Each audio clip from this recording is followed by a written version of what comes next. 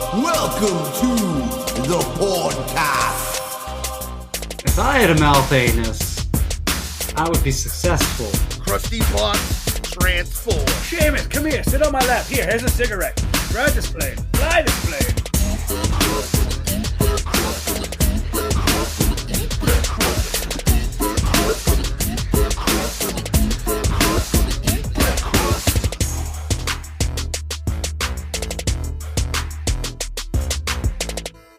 Let's do this then. What up, everybody? Welcome to You Gonna Eat That Crust podcast. I'm your host, Ryan Wilson, on the ones and twos, coming at you today with my co-host, my co-anchor, Seamus Rogers. Seamus, what's good? What's going on, guys? How's everybody doing tonight? Superb. Excellent. Also with me, follically challenged, the sweatpants overlord, owner of dogs, Gregory Hoey. Greg, what's crack-a-lagging? Oh, you know, rockin' stone, baby. Just rockin' stone. That's it. Rockin' stone, brother. No, rockin' stone, brother. Word, I just got over COVID. word. Me and Seamus were COVID brothers. Yeah. Seamus and I. Seamus and I were COVID brothers. And Ryan and I were English brothers. Back in the day, we took English together. I thought I was... Taught me everything I know. I didn't think I was allergic to the COVID, I guess, until I got it. It's saying it's the Omicron going around crazy. I'm still skeptical they even have strains. Oh, I got the strains, bro. I got You ask them what lots of strain strains. you test for, and they never have the answer. I mean, they must, maybe they test them again later on. I don't know. At least you I got just the tested coolest positive for sounding Mac one. 1, so... What's that, Ryan? Said at least you guys got the coolest sounding one. I don't know. Now they're talking. They got the Deltacron coming out. I mean, Deltacron. yeah, Fuck, it's dude. like mix of Delta and Omicron. That's like as Optimus Prime puts on a really dope backpack full of guns. It's just like that, But a disease. except Optimus Prime would be fighting for the health of all. That he would. Crustyboys transform. So we got some sad news over the weekend. Bob Saget dying. Fuck. Yeah, I was I'm so mad about that shit. Yes, I was looking for an update before the show, but he had an autopsy this morning, but they didn't find any trace of drugs or foul play. They still don't know what occurred. I mean, Bob Saget went pretty hard, so I'm sure it was just a life. He was found in his hotel room in Orlando, Florida, and pronounced deceased on the scene. Detectives found no signs of foul play or drug use. He was in Florida as part of a stand-up comedy tour, which is intended to go to May and span the country. He had just performed it the night before. He lived a full life. Lived in a full house. Did. And he fucked Kimmy Gibbler. I mean, if he's lucky. Gibbler. Woo. Yeah, man, I was sad. Fuck. Just so closely after the all too young Betty White, too. Right. Yeah, man, I was really hoping she'd make it to 100. On it. She didn't. She doesn't give us good omens for the year going forward. Right? Who's next? Dave Coulier? Don't say cut it out. Yeah, for real. I did the thing with the fingers right there. I did too. Shit. Yeah, well, such is life, boys. Such is life. We all can't expect to survive for too long. You guys see what I did there? Yes, I did. Can't live forever. Ladies and gentlemen, today's episode is about survival stories and crazy shit that's occurred to happen to people in life that they've narrowly escaped the icy clutches of death. And speaking of icy clutches, the shed that I'm recording in is very fucking cold tonight. I know. I was thinking about you before we started. I was like, damn, is he actually going to go out there and do that tonight? I do it for you guys, all right? No longer do you hear the roar of my children in the background of our podcast. Now we just hear your teeth clicking together. Chattering. It's great. All right, boys, so you guys ready to talk survival stories tonight or fucking what? Destiny's Child. Ready. All right, Greg, I'm going to have you kick it off tonight because you got this angelic voice that's just speaking to me tonight. Aww. I'm going to talk about the Thai soccer team, the Wild Boars. After soccer practice in June 2018. Is this the one they kind of loosely based the Yellow Jackets on? I'm not sure. Or is that no? That was like Uruguay or something. Yeah. So June 2018, the 12 members of a Thai soccer team and their coach decided to explore nearby Tham Luang Cave, one of Thailand's longest caves. The boys, aged 11 through 16, and their coach, 25, waded into waters and began exploring the cave. When a flash flood came, they were pushed deeper and eventually making their way to an elevated platform about 4 kilometers into the cave system. The flood filled the twisted cave with water, trapping the boys for 17 days. And for the first 9 days, they had no food and relied on dripping stalactites for water. But they did not sit and wait. Realizing they were trapped, the boys took turns digging a 16-foot hole into the cave wall, hoping to find a way out. They meditated to save energy and avoided thinking about foot. That's got to be a typo. Food? Yeah, dude. Who published this article? Come on, man. So apparently they were thinking about foot. They wanted to do cannibalism, but they were like, hey, what about food? So British divers who had set out for the cave's entrance 3 hours prior happened upon the boys. They were all had to put full face masks on. Navy SEALs the Thai Navy SEALs came down and got them, and each boy had to friggin' put on the full face mask with scuba gear to get up there. That's how fucking trapped they were. Unfortunately, one of the Navy SEALs actually died in the rescue effort. Pussy. Imagine how claustrophobic that must have been, just being I can't even imagine. That's worse than being stranded in Yellow Jacket style, or I'm not gonna say the Alive story because that's pretty brutal as well with the snow. And they were also really fucked up, and that's that's the craziest one. I mean, obviously, everyone knows about that one, but speaking of being cold, I was watching this video just before this. And I watched this people on a ski lift. The lift was stuck, and they were and there was cold water spraying up right onto them. These two people on the chairlift, and the whole thing was stuck, and they were just stuck with cold water spraying on. Oh god, that would be miserable. I could fucking kill you. Yeah, right. I'd be jumping out. It didn't look that high. I'd definitely be jumping out. For a second there, I thought you were talking about that movie. I think it's called Cold or whatever, with the dude from X-Men who plays Mr. Freeze, and they get stuck on a chairlift and shit. Everybody leaves the mountain. They forget about him. We'll take one more run, and they get caught on the chairlift and shit, and they have to jump down. Of course, wolves are stalking them, and it's a fucking stupid horror movie. That'd be awful. Greg, I just for the record, Mr. Freeze is a Batman villain. You must be talking about Iceman. Or Bobby Drake. Go! Yeah, I am. Sorry, and everyone nerds. knows that the best episode of anything that involves a ski lift was the Curb Your Enthusiasm episode where he had the edible undies in his fucking pocket and he got trapped on the ski lift. That's the big vagina episode. That's my vagina? This is it? Yeah, huge. You got the huge vagina. All right, so my question after I read this story, these fuckers willingly went into a fucking cave to go explore it? Yeah, they were just exploring. It obviously seemed like it was kind of an innocent cave, and also when the it probably would have been if the flash flood didn't happen. They just kind of got fucked over, circumstantial. But I mean, how could a cave be innocent? Nothing ever happens good of random spelunking. Yeah, they probably should have seen The Descent first. Exactly. Anyone who's seen The Descent knows better than to go into a fucking cave. I'm sorry, but without a gun. A lot of flares. What if they were looking for the loot? Oh, shit. Give me the loot! Give me the loot! I mean, is there Morkite down there? Is there Nitra? Let's go! Rock and stone, baby. Rock and stone. I hate you guys so much. Rock and stone, brother. It's all right. Well, boys.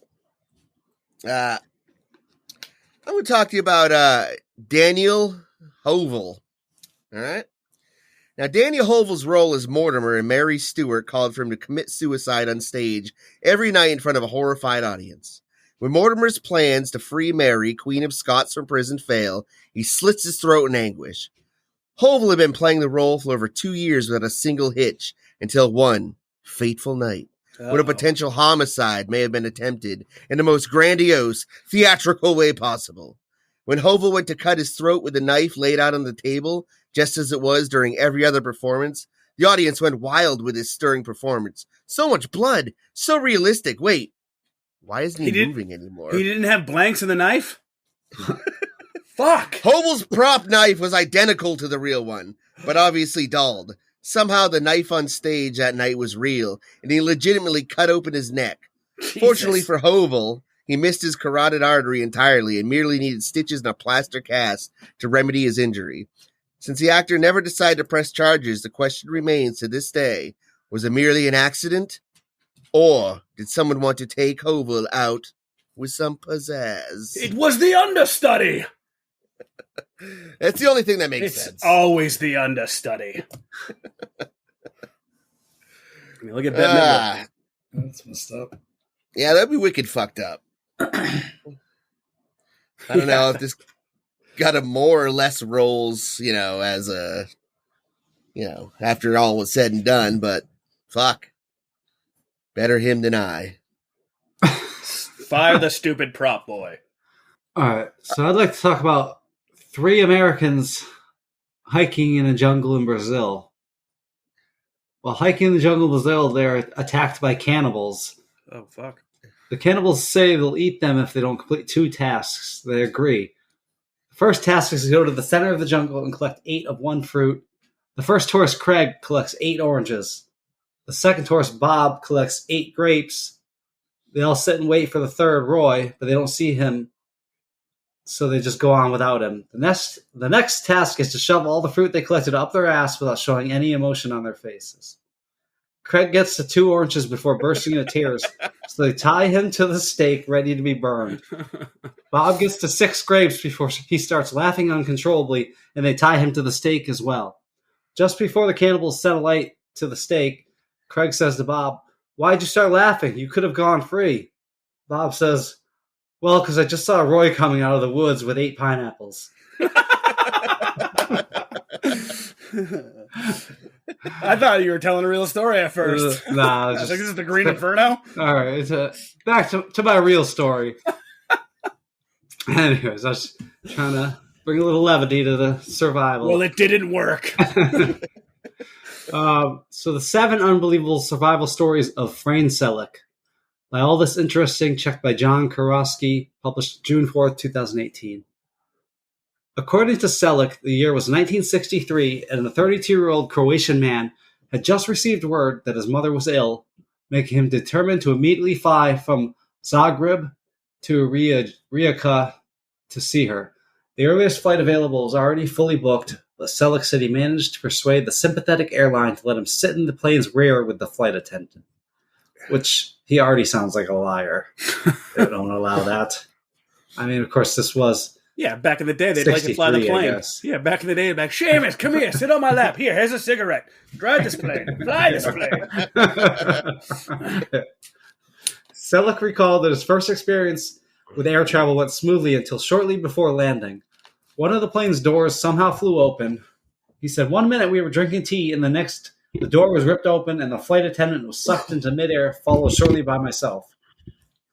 Selleck said the plane crashed, and the flight attendant, 2 pilots, and 17 other passengers lay dead.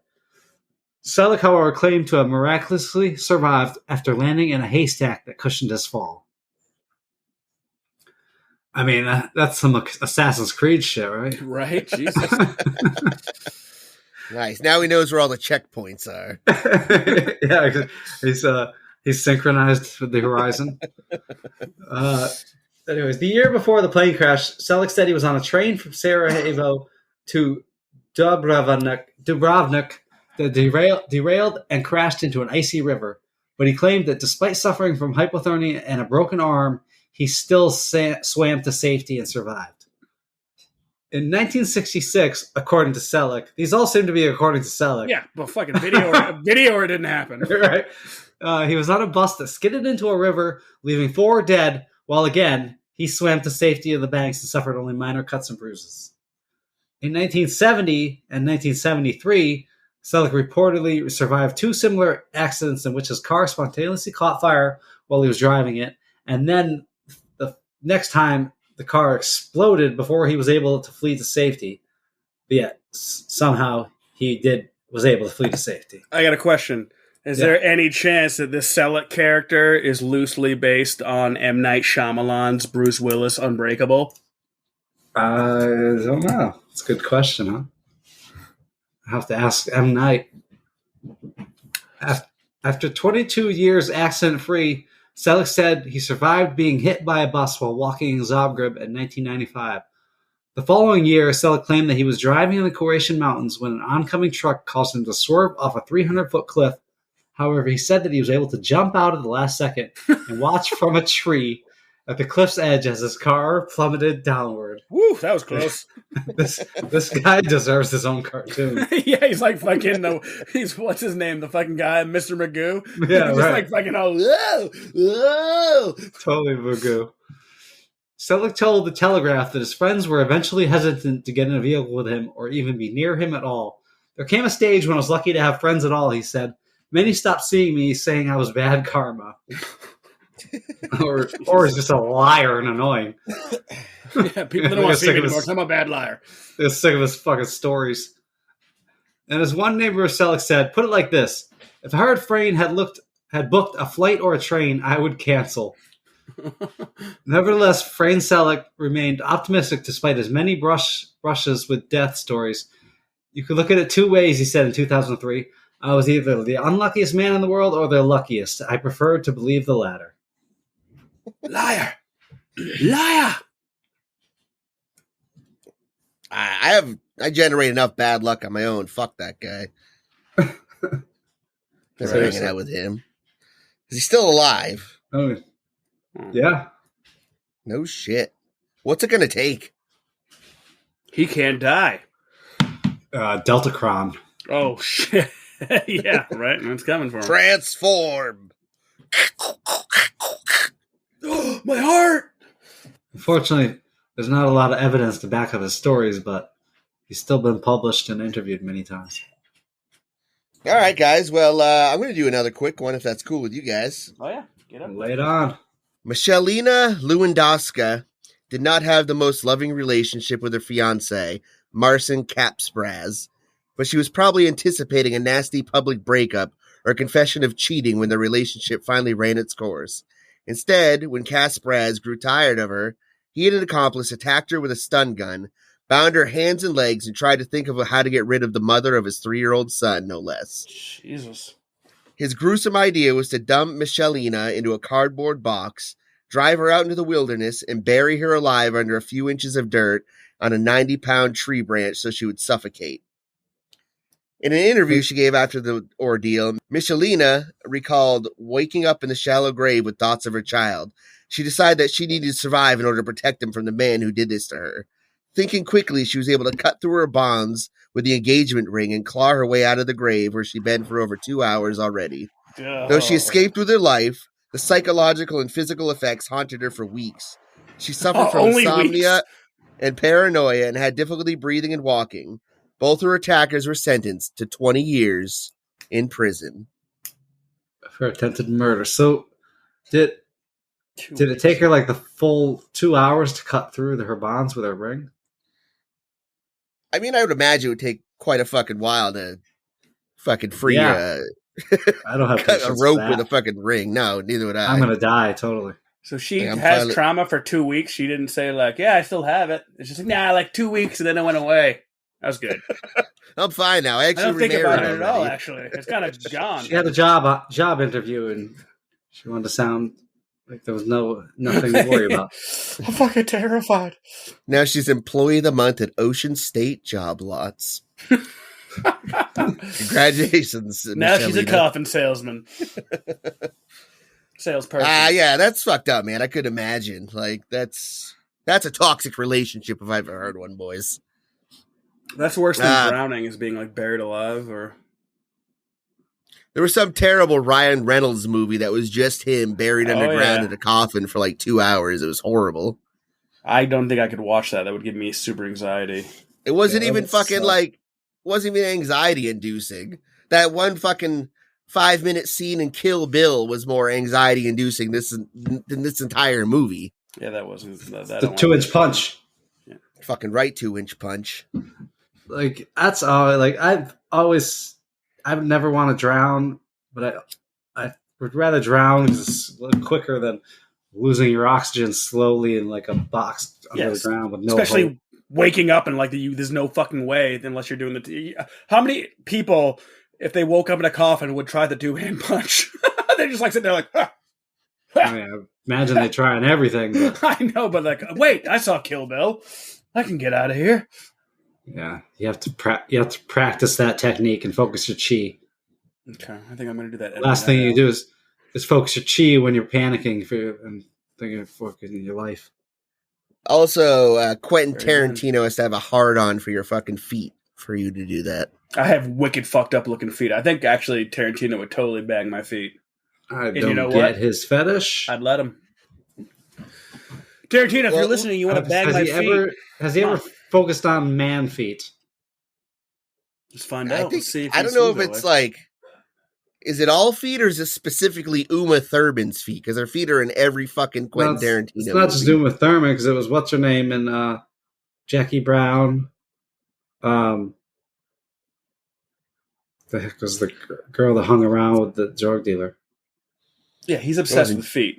If he was like a killer in like Dexter or something like that, you would come down to his place. You would find just like trophy cases of all feet just everywhere. He keeps plaster molds of his victims' feet. Yeah. Yeah. Every skin color, every size, the big, the small, the man, the woman, them, they, all that. Well, didn't Marcel Wallace throw Tony Rocky Horror out of a fucking 10-story window for giving his wife a foot massage? Oh, shit, son. That's true. Facts. The same fucking shit. There was a show on Netflix called You that I watched. Yeah, It was good. It was like fucking Dexter Light. yeah, Joe. Yeah, his name's fucking Joe, all right? But the same fucking story happened in fucking You. Like, he fucking thought he killed his girlfriend. He buried her in the fucking woods under the ground. She fucking escaped and then just fucking came back and fucked with him. So it's kind of like, is this where they got that from? What? So that is good. I heard that was like more of like WB Dexter. Hey, Dexter guys. for WB people and kids. I'm just not going to talk about TV shows anymore, all right? I'm tired of defending what I watch. It's no Real World Road Rules Challenge, Season 9. This is America.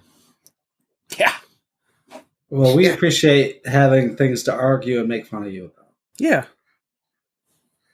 It's good. It's all you got because I'm pretty much fucking untouchable. There you go. Yeah. That's why we got to bring you down sometimes. Yeah. You're fucking knocking down a couple pegs. It's like for us, like we're like, close to perfect and there's no flaws about us at all. So you can't say that to us. Yeah. And you don't even know anything about rock and stone. Yeah, bro. Fucking rock and stone or you're not fucking going home. Look, I want to let you guys know that I have edits of all the fucked up shit you said in this podcast over the last year. And I can release that shit anytime. Oh, so you're threatening to cancel our show. Fuck! You just stop editing it and it's canceled. We've been canceled by ourselves. Well, I guess I didn't think this out too clearly. Aha! A lot like Michelina's husband, I guess. Ooh. Should have made sure the job was done. Because dumb criminals are always more entertaining than intelligent criminals. Absolutely. All right, do you guys have any more you want to talk about? No. I mean, I guess obviously people know about the Alive story. If you don't know about the Alive story, the people that crashed in the Andes, it's a good read. It's a good movie. I like the movie too. It's a good movie as well. But that was one of my favorite books I had to read for school. Like it was very interesting. I'm not saying it's so entertaining. Oh, it's just really good. It's, Yeah, I it's had to read super it. fucked up and sad, obviously. I had to read it for school too. It was fucking pretty Who- haunting. Yeah. Is it any of them? Was it written by any of the survivors or? I mean, accounts by this. I don't think a survivor wrote it. I think a person wrote it like after like interviewing multiple people and doing like the deep dive and stuff. But yeah, they're fucking still haunted to this day. Some are vegetarians or so. It's just I don't know how many are alive left or are left alive now. But it was just brutal, and the conditions were fucking insane. What was that, like in the 80s? Yeah, I want to say it was in the 70s. Yeah, it was in the 60s. 70s because the movie came out in like late 80s or early 90s. True. Yeah. That movie has been out for a while. Yeah, there was that great scene where they fucking slid down the mountain. Yeah. So Alive tells the story of the Uruguay rugby team. They crashed Friday, October 13th, 1972. Well, shit. Yeah, that shit's fucking wild. And I could just imagine that, like, crashing and, like, obviously surviving a plane crash is fucking insane. But then, like, Ryan's fucking legs got a compound fracture and Seamus is hungry and he doesn't eat anything. But his legs starting to look good. Yep. And then the strong one, Greg, who was just like, he's like, here, just jump on my back. I'll carry you to safety. And that's how it happened. I could just only imagine, like, waking up from a nap on a plane and seeing, like, everyone panicking and going down. Like, what's going on? Yeah, dude, that's what was intense about the Yellow Jackets there when they were on the Valium and they woke up and, like, the shit's fucking happening. Like, oh, fuck. Yeah, it was pretty intense. Best plane crash scene for me ever was The Edge. The Edge plane crash was fucking crazy. What's that? Alec Baldwin and Anthony Hopkins. Like when the like all the gulls like fly through the fucking propellers. Yeah. Lure him out. Lure. Dude, when that fucking dude got it. Whew. Yeah, it was a good movie. Yeah, it was. Good movie. Right up there with Ravenous. Oh, baby. You see, guys, I'm pro cannibal all day long. Hell yeah. That's what I don't really. You're a survivor. Now, I'm not saying that I would like just go and eat someone for shits and giggles, but if I was on the fucking Andes Mountains with a fucking gaggle of dead people and like some guy's like, you can have one Hershey square and a thimble full of wine. Fuck that, we're eating your wife's ass. Yeah, I would have already been eating someone's thigh at that point. I'm like, I always wanted to eat your wife's ass. They ate the ass first, but they didn't eat the I think they stayed away from the women and like family members. They tried to do that. Like, Tommy's got some fucking nice meat in his ass. Let's cut off a piece of that and eat it. Kind of sexist, isn't it? Yeah. Because they were the athletes though, so they were leaner. Yep. Leaner meat. Yeah, their Sure. bodies were... I'm a woke cannibal, all right? So I'll eat any ass. Oh. Hey. Call me. All right, I'll do one more quick one, guys, all right? And then we'll move on. Julianne Kopke had 2 survival stories to tell by the end of her ordeal. She's on lying. Christmas Eve, 1971, Kopke flew on the Lanza Flight 508. The plane was struck by lightning. The plane began to disintegrate in midair, and Kopke found herself still strapped to her seat 2 miles above the Peruvian rainforest. She was battered, she was bruised, her collarbone was broken, but she was alive, the only survivor of the flight. And now she found herself in the wilderness alone. Some candy was her only food, but she found a small stream. She waded down water in it, able to keep herself hydrated at the same time. Hopefully it wasn't a chunky bar. Now, did Shut you up, say her Greg. name was Cock P? Yeah, Kopke. Oh, I thought it was Cock P, like Cock P. That'd be a fucking horrible name. Grow up. Hey, I never. The insects in the jungle stopped short of eating her alive, and maggots had infected her arm. But after 9 days, she was able to find an encampment. She gave herself rudimentary first aid, including pouring gasoline on the maggot infestation. Ugh. A few hours later, well, I think they can. I mean, yeah, but it's gonna be controlled. Like, maggots will just replicate, I imagine, and just fucking like eat your body. go to If fucking. you don't town. control them, you'll turn into a maggot body. Discipline your maggots. And turn into Jeff Goldblum from The Fly. A few hours later, lumber workers found her, giving her first aid and taking her to a more inhabited area where she was airlifted to a hospital. Her story was eventually told in the 2000 documentary Wings of Hope by director Werner Herzog, who had a seat booked on that very flight before canceling at the last minute. Oh, shit. Fucking right. It's like the 9/11 stories there with like so many like actors or actresses or people who were supposed to get on. Well, Seth, the fucking creator Family Guy. Yeah, Seth. I said Seth Rogen. Yeah, Seth MacFarlane. Yep, yeah, he was supposed to be on that flight. Oh yeah, that's right. He would have stopped the terrorism with laughs. You've been like, hey buddy, and he just done like a Quagmire voice or something like that. The terrorist lightning strikes. Oh, buddy, that's funny. I feel like he would have gone into a song and dance routine, actually. Exactly. All the other members of the plane would have fucking known the words to the song somehow. It would have been amazing. But that didn't happen, and we will never forget. Respect. R.I.P. Yeah. I feel like he would have been looking for a thunder buddy. That's true. Aren't we all just looking for a thunder buddy, Seamus? Well, all right, motherfuckers. That's going to do it for this section of survival stories. Now stay tuned for some other shit. Would you rather?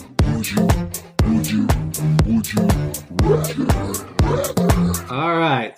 So, would you rather be trapped 100 feet below the surface of the sea in a capsized boat within a 4-foot air pocket with cold water surrounding you, nothing to eat or drink for 62 hours, plus some bottles of Coca-Cola, or capsize your canoe in alligator-infested swamp water for over an hour while you try to get a foothold in the floating mat of vegetation surrounding the channel whilst fighting off gators and trying to get your canoe flipped back over.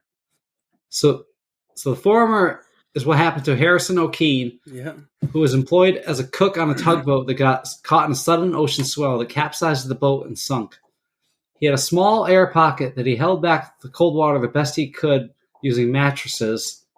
Meanwhile, he said he could hear sharks and barracudas swimming around the boat and feeding on the drowned passengers. Ew. So the air pocket trick is attributed to Boyle's law. When you increase atmospheric pressure, say by sinking 100 feet underwater, in his case of the tugboat, gases become denser. This meant the tiny air pocket actually contained a lot more oxygen than it would on land. Meanwhile, that lethally cold water aided O'Keene by absorbing the murderous carbon dioxide he was breathing out, so the CO2 levels never built up to toxic levels. Wow. The latter was Tom Walker, South Florida alligator and boar guide and survivor. He was allegedly hanging out with a cool 14-year-old kid, and he really wanted to retrieve the gator for him that he had shot with a .243 rifle while they were hunting for nuisance tags. Nuisance tags are given out to decrease the population of alligators that present a threat to pets, livestock, or humans. They had hooked the wounded gator and had a second 12-footer coming their way when he forgot that he had tightened the drag down on the wheel, and the wounded gator pulled them overboard, capsizing the canoe. Fuck. So one stuck for days by himself underneath. He can't really move. He just has some Coca-Cola to drink and cold water with an air pocket, or fighting for your life in gator-infested swamps, trying to recapsize your canoe. What would you rather do, Ryan? I'm gonna fucking drink the Coca-Cola and be slightly cold. I won't fucking fuck with gators. What the fuck? Yeah, you can imagine just the anxiety of swimming around with gators, knowing they could be like trying to grab you at any moment. Fuck no, dude. You seen a saltwater crocodile and shit like that? Those things are like fucking 26 feet long or some shit. I'm good.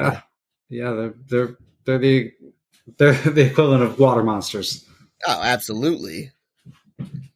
Greg, what would you rather do? I feel the That same happened. way. I would join Ryan, and we'd be sipping Cokes, maybe even a Crystal Pepsi. I You're don't know. stuck down there freezing for Yeah, days. but I don't Meanwhile, the other fuck two with get out gators, of it dude. quickly. There's this place in Barrington, or wait, it might be Epping. It's called Zoo Creatures, and they have like a fucking crocodile, and it's fucking scary. I remember I brought my dog Gary there back in the day, and like the crocodile was like, it looked like a fucking rock, and it just was like kind of like inching closer towards Gary. I mean, obviously his age. It's just like, swamp water is usually not very clear either, so it's just like guessing and wondering where they are or how close they are.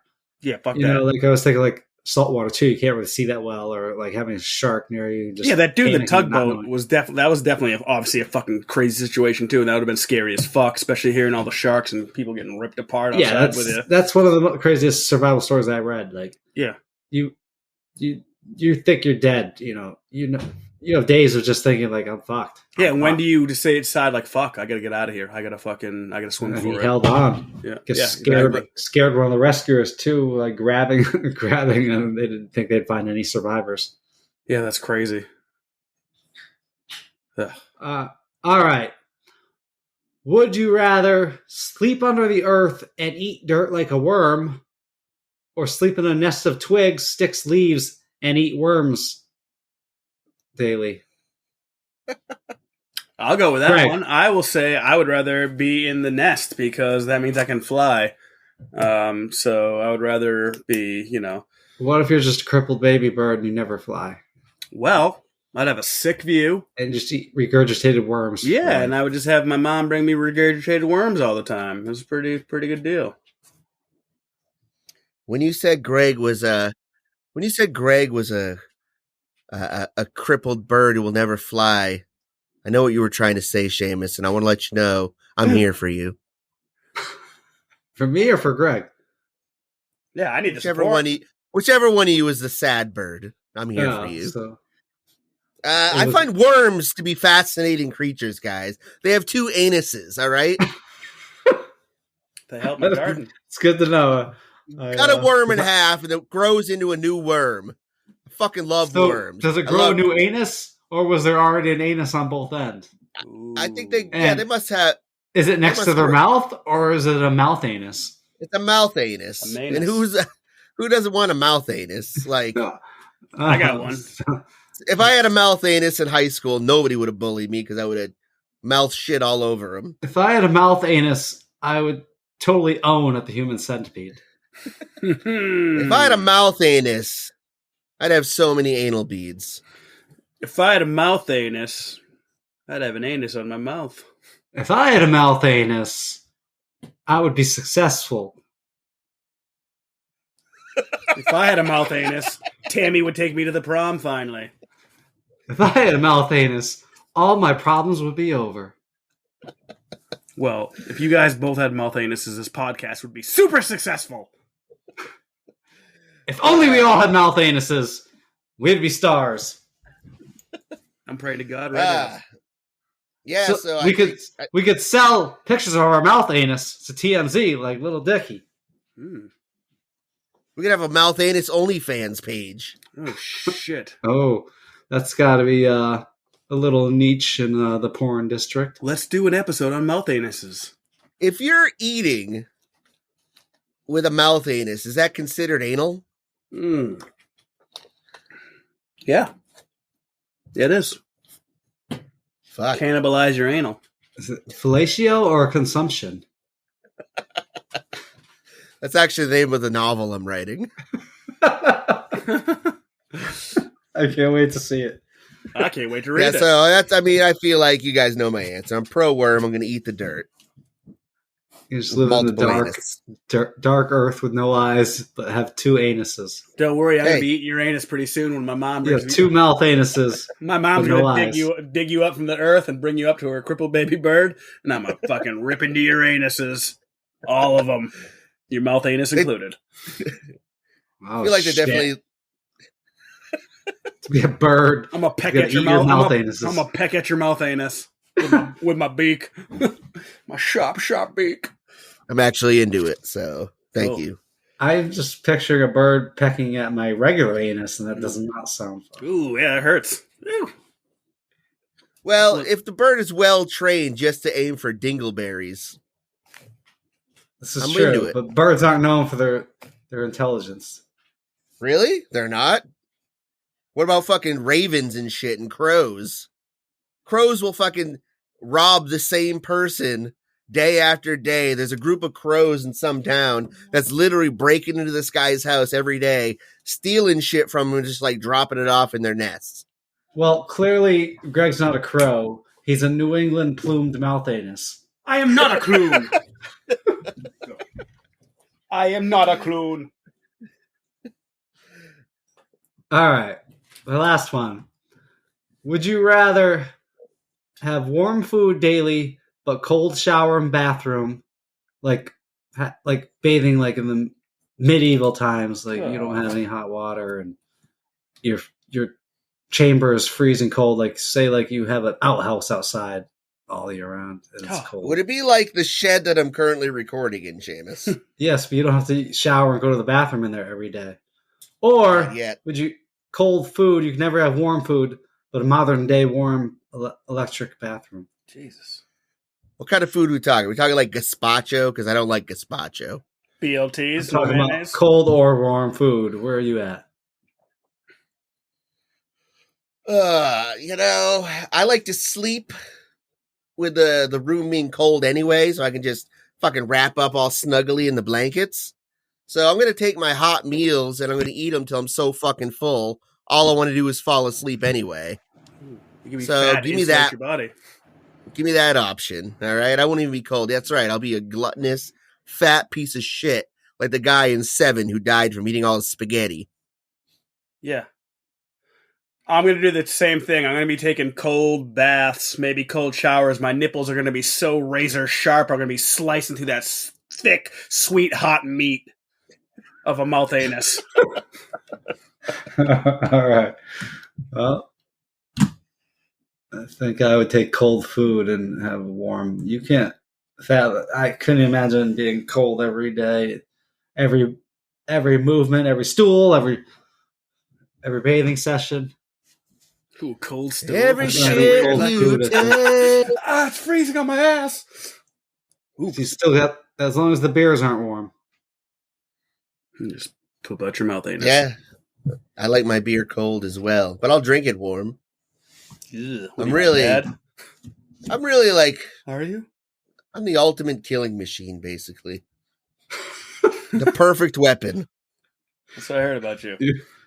You are a survivor. He'll cannibalize with his mouth anus. He'll drink his beer cold and warm, and he will not stop ever until you are dead. Fuck that, he's living in the earth. He's just a worm. Step on him. Peck his mouth anus. All right, Seamus. Well, that was beautiful. Now stay tuned for some other shit. Oh yeah, it's Gregories. I gotta tell you that it's Gregories, yeah. Greg, I believe you wanted to do some fucking Gregories for us today. Oh, Gregories is back. We rolled the dice. You guys picked a number, so I have a special question just for Seamus, who is the winner. So he gets to answer the last question at the end. And so I score the Gregories by style. These answers give you 1 to 10 points. I am the judge. I hold the key. I am the sweatpants overlord. Now, when you have an answer, you know the buzzing. Sweatpants overlord, give your answer. First person to answer might gain a little bit of style points with me. So, you might want to, grease the wheels a little bit. Okay. I also, got the dice and the dice generator, and rolled for all these questions. So I have my letters. First question. Are you boys ready? Woo! Ready. Okay. Name a survival TV series or movie that begins with the letter T. Sweatpants Overlord. Yes, Ryan. The Edge. Does that count when you use the word? Yeah. Well, I'm going to allow it. Yeah, I don't know. Tommy Boy. Okay. All right. This is the end. Great Would have been movie. another acceptable answer. All right. So the scoring so far is Ryan with 8 points and Seamus with 2. Okay. At least I get credit for answering. Yep, you do. You do. It made me laugh a little bit, so that worked. Okay. Name an Lure him album, out. a song, and a band that begins with the letter L. An album, a song, and a band. Doesn't have to be the same. All from Doesn't one? have to be the same for all for one. It has to be an album, a song, or a band. Anyone. Begins with the letter L. Sweatpants Overlord. Yes, Ryan. The band Lettuce. Okay. The song Let Me Lick Your Pussy. Okay. And the album Live from the Muddy Banks of Wishkah. Okay. I'll go with Lord. Mm-hmm. Loser. Beck. There's no Beck album called Loser. It's pronounced It's loose. not an album. It's not a fucking album. He said song. Yeah. Chill. Oh, Let me of course. fucking finish. I'm doing my album last. Jesus. I'm so chill. Sorry. Yeah. Sorry. Docking points for that.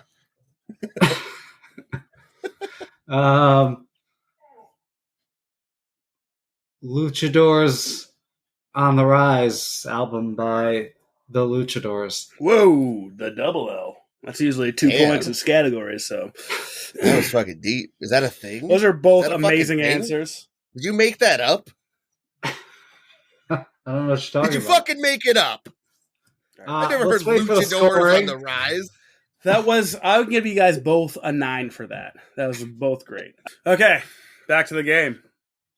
Woo! All right. I'm going to need you to name a snack food that begins with B. Sweatpants Overlord. Yes, Brownies. my friend. Ooh, okay. Yep. What do you say? Brownies? Like, are we Sweatpants talking Overlord. we talking Bagel about the- bites. Oh, God. Damn it! Ooh, that's a double. The key to my heart. And are we talking about brownies like the characters in Willow? Or are we talking about the delicious brownie treats? Again, Greg. Pro cannibalism all day long. I don't give a fuck about those little brownies. You I'll know eat what? them That answer all day just long. that answer just gave you more points. Okay. Now, Seamus with the bagel bites. That was a straight 10. I was fucking. I mean, yeah, that's I get it. that's the double, and that's right to my heart. Like anybody who knows me knows I like a good pizza on a bagel, especially a bagel bite. So that's a straight 10 for Seamus, bringing him to a total of 21 points. Now, Ryan, I like brownies. Brownies are great, but I like cannibalism too.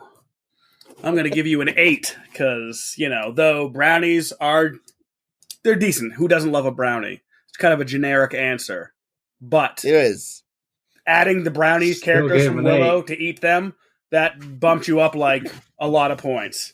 So Nice. that's gonna put Ryan at 25. And we have one more question before Seamus has the bonus question to earn himself some extra points. So Ryan better separate himself pretty quickly here. All right. I'm going to need you guys to name a pizza place that begins with the letter M. Sweatpants Overlord. What is Mega Meatballs? Oh, Jesus, this guy. Sweatpants. Lord. Me. Yes, my pants-wearing friend. Ed. Thought. Thud. What the hell is happening? Was that a joke? Were you trying to do a bit right there? Well, I thought if I faked a technical difficulty, I'd have time to come up with an answer, but reluctantly, I have nothing. Reluctantly crouched at the starting line. You got nothing? Fucking pizza place that begins with M? Yeah. I feel like Seamus made up all his answers anyway. No, Ron, fact check that. No, I don't care. Fire up the laptop. Fact check that shit. Because everybody knows not one pizza place begins with the letter M, except for New Haven, Connecticut, Modern Pizza. What about Mamma Mia? There's not a pizza place in the world called Mamma Mia's. The fuck there isn't. Yeah, they went out of business. Look, I have my phone in my hand. I didn't even Google because honor and shit. All right. Oh, I Skip refrained the from fucking Googling. points. I don't give a fuck. Holy There's no shit. stakes here. Oh There's no my stakes. God. Well, actually, the loser stays alive, and I'm on my way to your house to kill you. I'm sorry. It's just it's a survival Gregories. I'm not afraid of anyone that wears sweatpants ever. I'm a further ever. ride, so you were destined to die regardless. Yeah, pretty much. Okay, well, you know what? I'm going to give Ryan for that. I'm going to give him 5 points for that. To For top, not even coming up with an answer? Just, An angry outburst? I'm teasing him. I'm mocking him. Because Seamus gets the last question. You can pick one creed to live by. What is that one creed? Sweatpants Overlord, Scott Stapp. Well, It's Rock and Stone, baby. It's fucking Carl's Creed. and that's a 10. And For that's life. the winner. Seamus, the final score, Seamus Rogers, 100 points. Ryan, -1.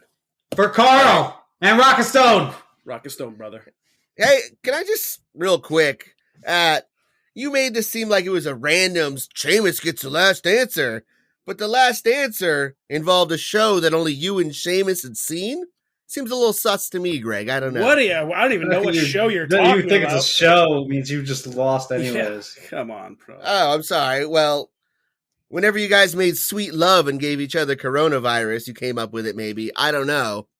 But So the bonus question was bitterness isn't going to score you any bonus points. That's what we rolled for. That's what we rolled for at the beginning. Like you could have had that question, and I would have customized it for you. I customized that one for Seamus because I knew the key to his heart. And that's Rock and Stone. customized it like the pizza at Mamma Mia's Meatballs. If you would have dropped Mamma Mia's Meatballs, which is like my third favorite pizza place, that's a triple score.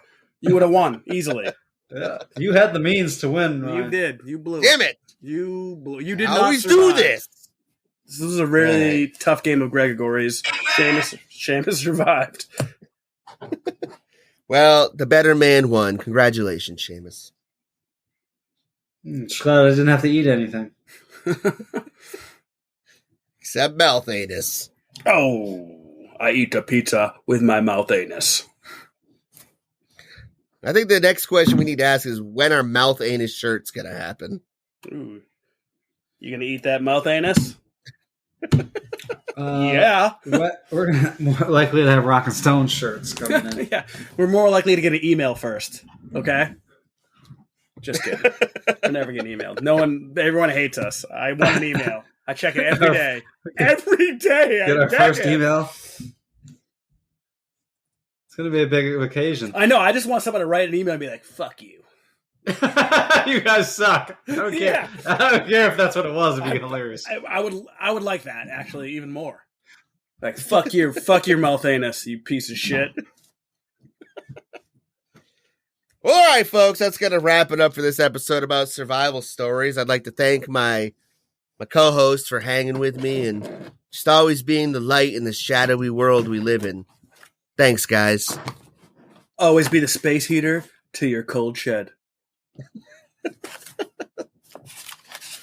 That's beautiful. That's beautiful. I also want to thank everyone for listening and coming back in 2022. This is going to be our year, baby. It's going to be our fucking year. I feel it. I can feel it. Rock and Stone. Rock and Stone, baby. I want to say to everybody, subscribe, follow, like on all that stuff on Instagram, on Facebook, follow us on Twitter, hit up Ryan. You be talking to Ryan. We do this thing, we email. You can eat that crust at gmail.com or gonna eat that crust at gmail.com. Tell us to fuck off. Tell us we're awesome. Tell us to fucking suck a mouth anus. Who knows? But, Spotify, Apple Pod Music, YouTube, all that stuff. And if you think we're doing a good job, go check us out over at Anchor. We have all that sweet, sweet material for our Patreon. Not. But if you want to help contribute, maybe we will. Nah? Thanks for listening all. We're going to continue to have fun and bring you shows throughout 2022. Enjoy. That's right, everyone. And remember, Rock in and Crust, we trust. Crust. I muted to Everybody- cough, and then I was too late to get synced. Greg ruined it anyway, like Yeah. usual. Let's try it again. Ready? In In Crust, Crust, we trust. Why? Nailed Why? it. It's fucking You guys are awful. Jesus you guys fuck. have no talent. In Crust, we trust. It's over. It's I'm done. over. Yeah, we're done. This ends our podcast. I don't give a fuck. There's no steaks here. There's no steaks. I'm a woke cannibal, all right? So I'll eat any ass. Because I knew he to his heart. Rock and stone.